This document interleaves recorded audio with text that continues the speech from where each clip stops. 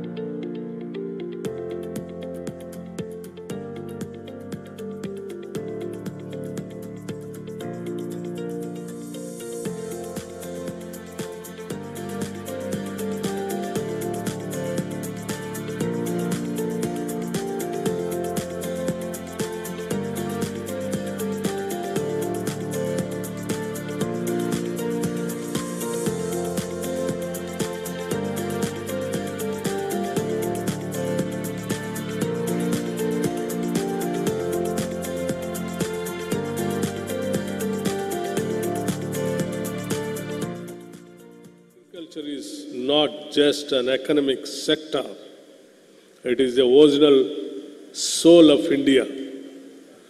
Technology is not a threat to this soul, it is all an ally, and institutions like NABARD are its protectors. Let us move forward together with compassion, with courage, and with the confidence that India's best days are not behind us, but ahead of us. Thank you very much. And I thank you once again, the chairman and the entire staff of NABARD, for taking so much of time coming here and conducting this summit, Earth Summit 2025 here in Hyderabad. And as you all aware, that I just like to bring to you all notice, as you all aware, that this present government, under the leadership of Dr. Revanth Reddy Garu, the Congress government is going to complete 2 years by the end of this month. FEOలు farmers produce organizations కి సంబంధించి ఇందులో participate చేసిన ప్రతి ఒక్కరికి ధన్యవాదాలు రాష్ట్ర ప్రభుత్వం తరపున ముఖ్యంగా నబార్డ్కి తెలియజేస్తున్నా.